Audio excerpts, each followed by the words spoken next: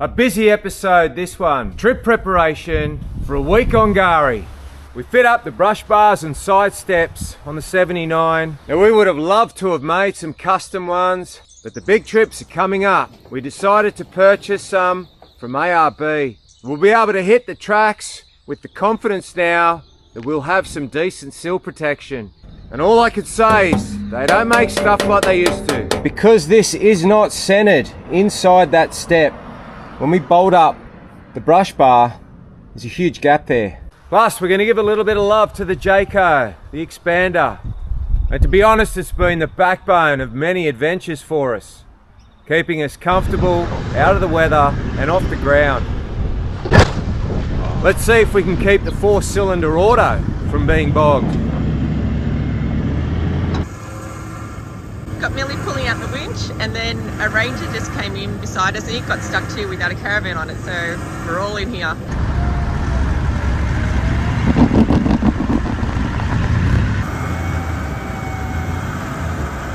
Now in all fairness, we haven't really given much love to the Jayco since that trip we did up north, and we've done plenty of trips since then.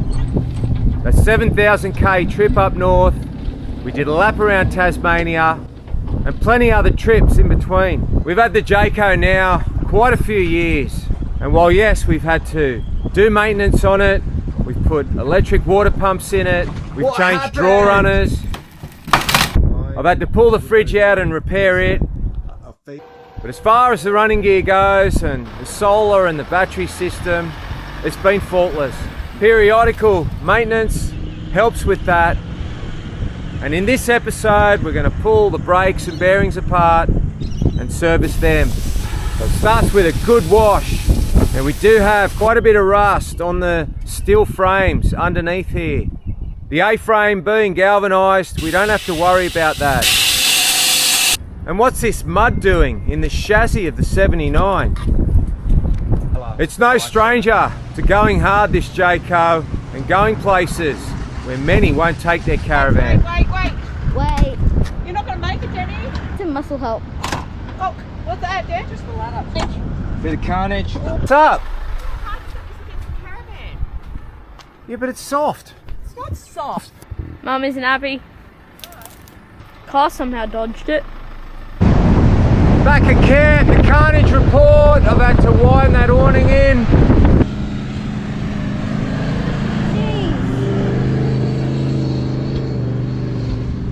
That was a proper send it. Somebody say adventure. Adventure. Adventure, and the rain must have heard, so we're scouting out of camp on a dirt road leading to a beach. So with that rust on the steel parts of the chassis underneath, it has had quite a few beach holidays, this caravan. It's been towed by 379s and a Fortuner for quite a few long distance holidays. Keep going. So coming out of the Jayco Dove into the Expander. Now while we had the smaller vehicle, the N70, the Dove really served its purpose. The kids were young, but as they got older, we wanted to separate them in their bedding quarters. So this Expander's got the bunks at the back, and it was actually coming back from a trip, towing the Dove in the grey 79, that we saw the Expander advertised. Only a few years old, we jumped at the opportunity, put Shell and the kids on a plane, and I drove back up into Queensland to pick it up. Then we had another little holiday on the way home.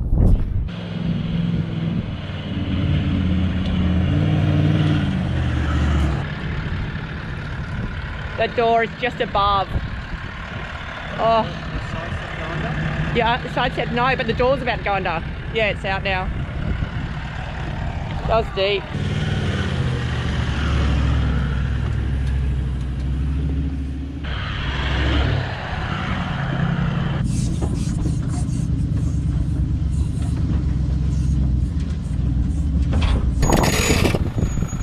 Later in the episode, we'll show you how we fix this for good. Lots more mods to that new awning. What are we drilling holes in it for? This little purchase here, this should keep a lot of you guys happy. Our sills are now not in as much danger as they were. The ARB side step and rail combo. So the first step's obviously remove the factory ones, Now we'll put the factory bolts back in the holes just to keep it watertight. We'll do one side at a time. Ouchie! Maybe I shouldn't be looking under here. Far out. Good hit. Another solid hit there by the look of it. Definitely showing signs that it's been getting used. So this is one of the cross member bolts that goes into the chassis. So when you see rust like that on the thread, you need to investigate it. We had a chassis full of mud that needed a good hose out. I noticed too, looking at the brackets, you've got this pair of brackets for one side at the back and this for the other. So that's your old school clamp system. Fair bit of ground clearance we lose right in that spot. I guess it's no lower than the radius arm bracket. A little notch out here in the bracket for the brake lines. But because this is not centered inside that step, when we bolt up the brush bar, there's a huge gap there.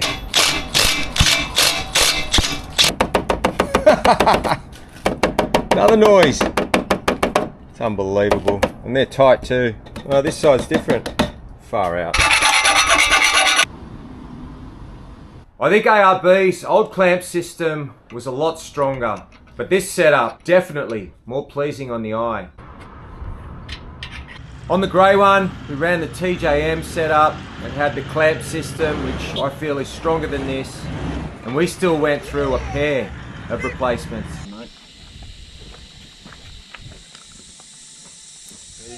So the way I bolted it up, I bolted this front up first tight, and then I checked here for a gap. So in the kit, you do get two different size spacers.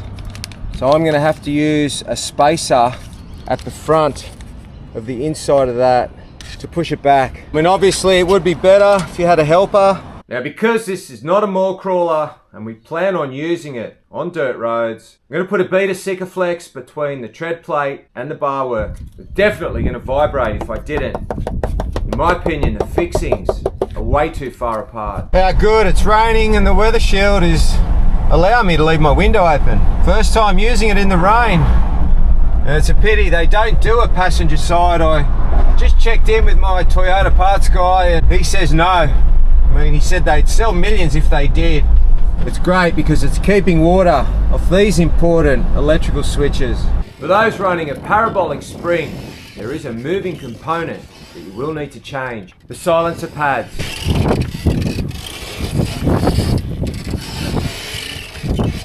So Terrain Tamer have given us all the parts to do this, but in the meantime we're going to use some of this Penrite lithium grease and try and get it in amongst the silencer pads on the parabolics, both ends, and see if that'll stop the squeak that's starting to come back. So the Penrite grease, it did a great job for a couple of months. We've got a trip up to K'gari, towing the Jayco. It's time to change these pads. So an easy job, crowbar, jack, hammer and chisel, and a packer to put between the leaves. Once you make the space, the pads just lift out. Now these guys do a lot of work. You can visually see how badly worn they are. The tricky one is the side that's got the military wrap. So the front side, you just can't get that more open than what we've got, and it only just fits in. So that's the tricky side. All the rest don't take much time or thinking at all. Yes, we did put a new awning on not long ago. We've got to move a few brackets and drill a few holes to get the anti-flap kit on. We know how sometimes Gary can turn the weather on. Mother Nature on an open beach, you want to be prepared. Oh, look at this, it's come all the way in. We're stuck here forever. The salt water's taken its toll, but we don't want to buy new rims. So I'll put a few band-aids on this pair. Get a bit more life out of them. We'll put the epoxy enamel on by brush first. We'll let it dry, put a bead of Sikaflex before we give it the final spray. I have to laugh. I'm here with a Sikaflex gun. Just got a phone call from Brian cursing me because of an earlier Sikaflex job I did. So he's doing a little job on Bullet Truck. He's cutting down the sump for us so we can put Josh from Hill Fab's new link in there. So after we put the Rough Stuff Specialties Hellfire knuckles on, we had to custom length a tie rod and also a drag link. But the funny part of the story was that He cursed me because I was the last person to Sikaflex that sump on. You are never allowed near a tube of silicon ever again. So much. It looks beautiful. I can imagine the torture he went through under there. And then next thing you know, he's got a gun in his hand himself. So the bad news is that I ran out of white. And I'm not going to the shop. So that'll be whatever comes out of the nozzle. And then it will change colours. Oh, not too bad. Just a tip, you DIY guys. If you've got your Sikaflex gun at home and you're not using it for a while, get some of your grease and put it on the thread. And it will help with not sticking the next time you need to change the sausage. Because this one here, I obviously forgot to. And then it's a mess.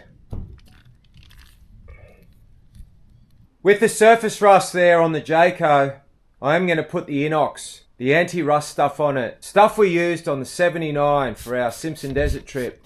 I'm not sure yet if I'm going to be putting it on the Ute. My mentality for the Simpson was purely for the salt pans and all the water that the centre of Australia copped back before we left. I mean, on Fraser, you've got Eli Creek, you've got some freshwater crossings that you can do on the western side.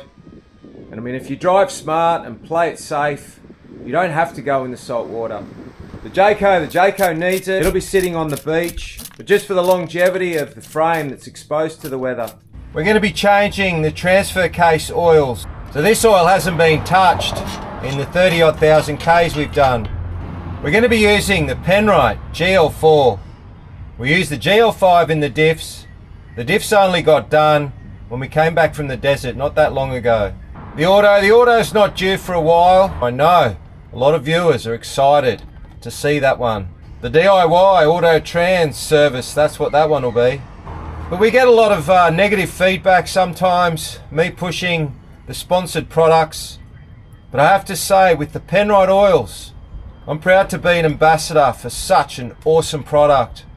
With us and our sponsorships, generally it's me chasing a company that I believe in. So we get a lot of companies offering us stuff that we decline.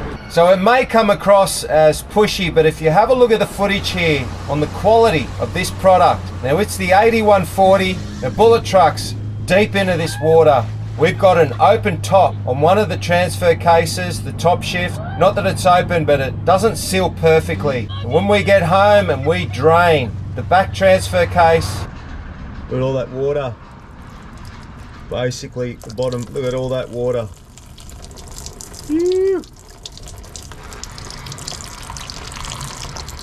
Alright, oil's coming now.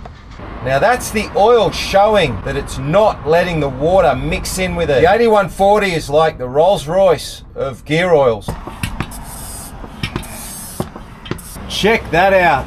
I mean, that doesn't happen too often, to me anyway, where you pull up and the grease nipple's in the perfect place to get grease in. So we'll take advantage of that right now, we will. Thank you very much. We'll hit the sicker with the brush. It's just a little bit thicker before hitting it with the can. Also too, pays to hit the back of the rim where the dish is welded on. Two different size screwdrivers, split pin out.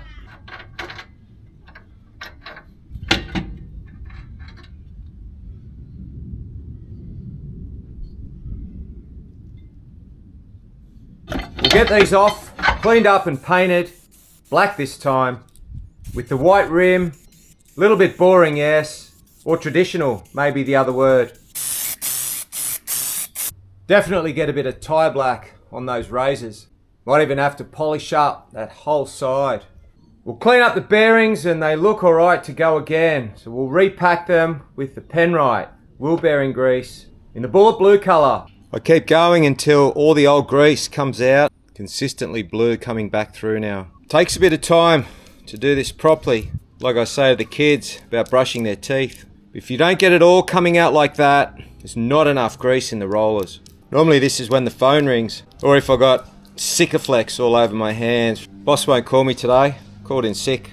We've gone right round and we'll go again, make sure that all the grease that continues to come out is looking more like the new stuff, rather than the stuff that first started coming out. I just love the color. So these bearings, compared to, say, you know, a box trailer, at least they're big enough to get your hands around. This is the bigger of the two. So you get the picture. It's 1 out of the 4 that we got to do, 2 per side. We'll continue with the video.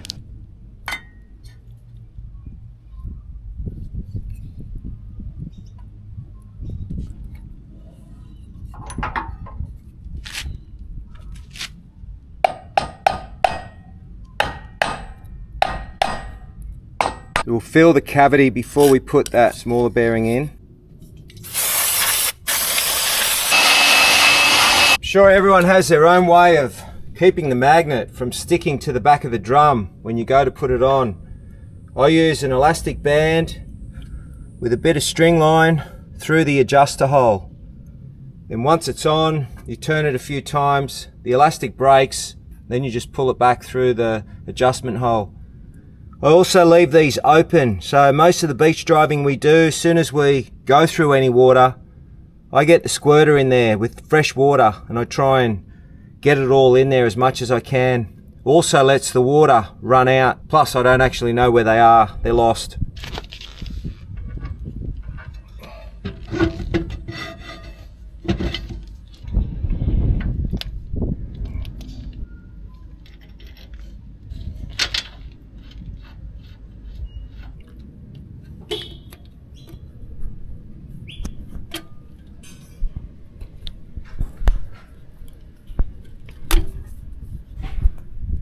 Like it was planned. So we hit a snag right at the end. We're scrambling to get everything back together. The 2 wires that go to the magnet on the passenger side, the insulation's been damaged and the copper's showing. So I'm not going to be able to put the drum on until I get some heat-proof tape. So I've just gone back to my job and I've tidied up. It's Friday, got all the rubbish in the back, and I'm going to head over to Rockdale Tip, and there's a Repco right nearby. So we'll get that done and we'll get finished. But that's all we've got for this episode. I hope you enjoyed it. And as always, thanks for watching.